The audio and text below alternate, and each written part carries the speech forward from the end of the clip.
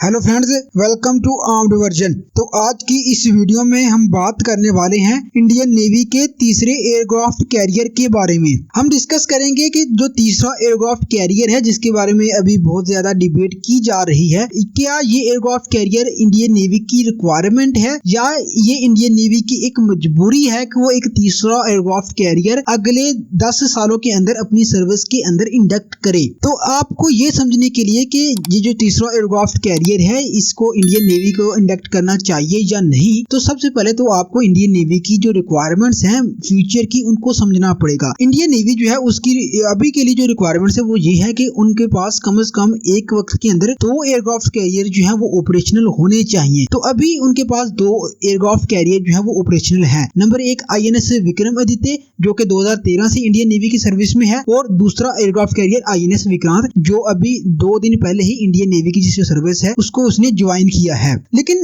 ये जो एक एयरक्राफ्ट कैरियर है ये हमेशा के लिए किसी भी नेवी की सर्विस के अंदर जो है वो मौजूद नहीं रहता। 5 से 6 साल के अरसे के बाद आपका जो एयरक्राफ्ट कैरियर है ये मेजर रीफिट्स के अंदर जाता है, जिसे आप एक एयरक्राफ्ट कैरियर का ओवरहॉल जो है वो भी कह सकते हैं। और एयरक्राफ्ट कैरियर के मेजर रीफिट के अंदर 1 से 2 साल का जो अरसा है वो लग सकता है। तो फ्यूचर के अंदर इंडियन नेवी के इन दोनों में से अगर कोई एक एयरक्राफ्ट कैरियर भी मेजर रीफिट्स के अंदर जाता है तो इंडियन नेवी जो है उसके पास सिर्फ एक एयरक्राफ्ट कैरियर ही बाकी ऑपरेशनल रह जाएगा। तो इस सूरत हाल को काउंटर करने के लिए इंडियन नेवी को जो है वो कम से कम 3 एयरक्राफ्ट कैरियर की रिक्वायरमेंट है ताकि उन 2 एयरक्राफ्ट कैरियर ऑपरेशनल रहें हर वक्त। जो दूसरी चीज आपको समझने की जरूरत है वो ये है कि इंडियन नेवी ने फ्यूचर के अंदर किन पावर्स के जो है वो सामना करना है इंडियन ओशन के अंदर। इंडिया के जो है वो मेन 2 राइवल कंट्रीज हैं, जिसमें से पहला कंट्री तो ऑफकोर्स पाकिस्तान है और दूसरा कंट्री जो है वो अब चाइना इमर्ज हुआ है पिछले कुछ सालों के अंदर इंडिया की एक बड़े दुश्मन के तौर पर। तो पाकिस्तान की जो नेवी है ये माजी के अंदर तो कोई बहुत ज्यादा बड़ी नेवी नहीं थी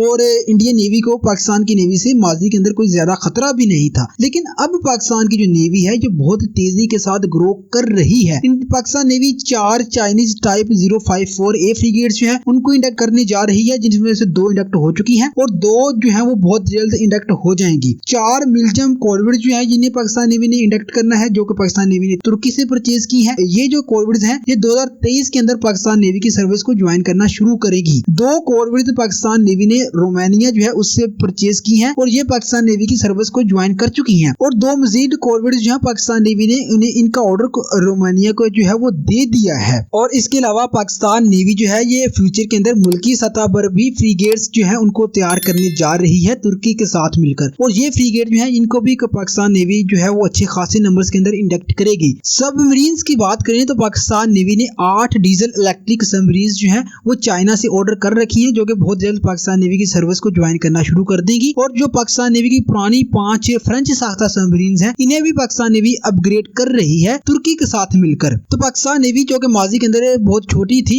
ये फ्यूचर के अंदर बहुत ज्यादा एक्सपेंड कर जाएगी। और अब इंडियन नेवी को पाकिस्तान नेवी को काउंटर करने के लिए पहले की निस्बत कहीं ज्यादा अपनी वारशिप से और अपनी जो सबमरीन्स हैं इसके अलावा उनके जो दूसरे एसेट्स हैं उन्हें पाकिस्तान के साथ जो उनका बॉर्डर है वहां पे डिप्लॉय करना पड़ेगा। जो दूसरी ताकत है जिसको इंडियन नेवी ने फ्यूचर के अंदर इंडियन ओशन के अंदर फेस करना है वो है चाइनीज नेवी। तो इस वक्त जो चाइना के अजाइम है वो ये चाहते हैं कि वो फ्यूचर के अंदर जो है दुनिया की सुपर पावर बन जाएं और इस वक्त जो अमेरिकन ग्लोबल ऑर्डर है जो कि पूरी दुनिया के अंदर इस वक्त लागू है उसको रिप्लेस कर दें चाइनीज ग्लोबल ऑर्डर के साथ। अगर चाइना ऐसा करना चाहता है तो चाइना को दुनिया की जो मेजर की पॉइंट्स है जहां से दुनिया की ज्यादातर ट्रेड गुजरती है वहां पर अपने एयरक्राफ्ट कैरियर्स को डिप्लॉय करना पड़ेगा। बिल्कुल वैसे ही जैसे कि अमेरिका ने इस वक्त दुनिया के जो जितने भी मेजर की पॉइंट्स हैं समुद्रों के अंदर वहां पर अपने एयरक्राफ्ट कैरियर्स को डिप्लॉय कर रखा है। और ये जो अमेरिका का ग्लोबल ऑर्डर इस वक्त पूरी दुनिया के अंदर लागू है, इस ग्लोबल ऑर्डर को चलाने के अंदर जो सबसे अहम रोल अदा करते हैं वो अमेरिका के यही एयरक्राफ्ट कैरियर्स ही हैं। तो फ्यूचर के अंदर चाइना जो है वो भी अपने एयरक्राफ्ट कैरियर्स को इन डिफरेंट की पॉइंट्स के ऊपर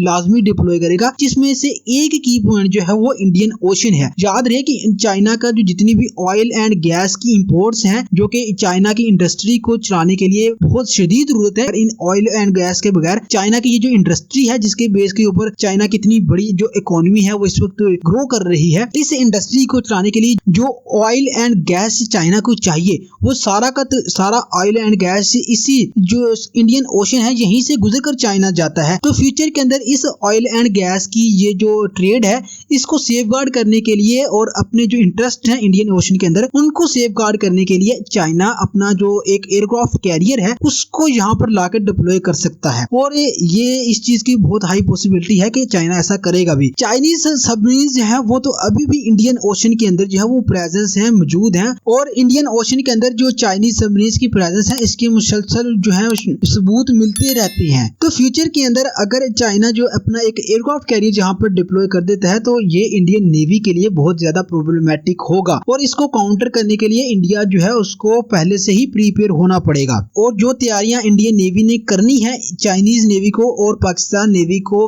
ये इंडियन ओशन के अंदर काउंटर करने के लिए उसमें जो इनका एक सबसे मेजर एसेट जो कि फ्यूचर के अंदर इन्हें चाहिए वो है एक सुपर कैरियर जो कि 75,000 टन यानी कि 75,000 टन का एक जो है एयरक्राफ्ट कैरियर। इन दो वजूहात के अलावा जो एक तीसरी अहम वजह है जिसकी वजह से इंडिया को जो है वो एक तीसरा एयरक्राफ्ट कैरियर बनाना चाहिए या बनाने की जरूरत है वो ये है कि जो इंडिया की इकोनॉमी है ये भी बड़ी तेजी के साथ ग्रो कर रही है। जिस स्पीड से इंडिया की जो इकोनॉमी ग्रो कर रही है इस चीज की हाई पॉसिबिलिटी है कि इन फ्यूचर इंडिया दुनिया की तीसरी बड़ी इकोनॉमी बन जाए और अगर इंडिया जो है वो दुनिया की तीसरी बड़ी इकोनॉमी बनता है तो यहाँ पर अपनी जो इंटरेस्ट है उनको सेफगार्ड करने के लिए इंडिया को एक ब्लू वाटर नेवी जो है वो चाहिए होगी और ब्लू वाटर नेवी जो है उसके लिए आप जानते हैं कि किसी भी मुल्क को एयरक्राफ्ट कैरियर चाहिए होते हैं। जिस तरह से कि आज अमेरिका एक वाहिद कंट्री है जो जिसके पास एक प्रॉपर ब्लू वाटर नेवी है और अमेरिका के पास इस वक्त 11 ऑपरेशनल एयरक्राफ्ट कैरियर्स हैं। तो फ्यूचर के अंदर जैसे जैसे इंडियन इकोनॉमी ग्रो करेगी तब इंडिया को एक एयरक्राफ्ट कैरियर जो है उसकी रिक्वायरमेंट होगी। तो अगर आज इंडिया एक तीसरे एयरक्राफ्ट कैरियर की डेवलपमेंट पे काम स्टार्ट नहीं करता तो फ्यूचर के अंदर इस एक सुपर कैरियर को बनाने के लिए ना तो इंडिया के पास मैन पावर होगी और ना ही उनके पास इंफ्रास्ट्रक्चर होगा। ये केस जो है ये इंडिया की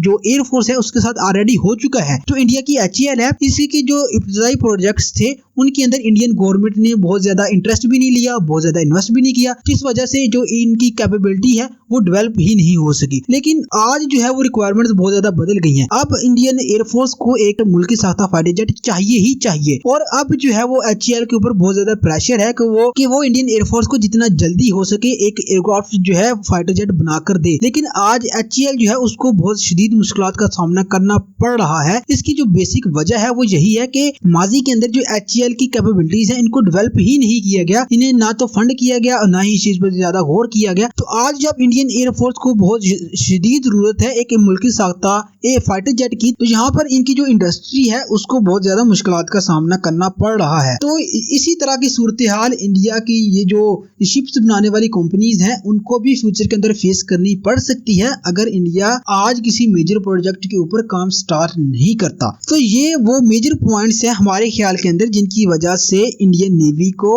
एक तीसरा एयरक्राफ्ट कैरियर जो है उसको बिल्ड करने के लिए आज से ही इसी साल से या आइंदा साल से काम जो है वो स्टार्ट कर देना चाहिए। तो फ्रेंड्स ये तो थी इस सारे टॉपिक के ऊपर हमारी राय। आपकी इस सारे टॉपिक के ऊपर क्या राय है, इस सारे मौजू के ऊपर आपकी क्या राय है उसका इजहार कमेंट सेक्शन के अंदर जरूर कीजिएगा। और ये जो हम आपको बताते चले कि ये हमारी राय है और ये गलत भी हो सकती है और आप हमारी राय से डिसएग्री भी कर सकते हैं। अगर आप हमारी किसी भी बात से डिसएग्री करते हैं तो कमेंट सेक्शन आपके लिए ही है, इसके अंदर अपनी राय का इजहार लाजमी कीजिएगा।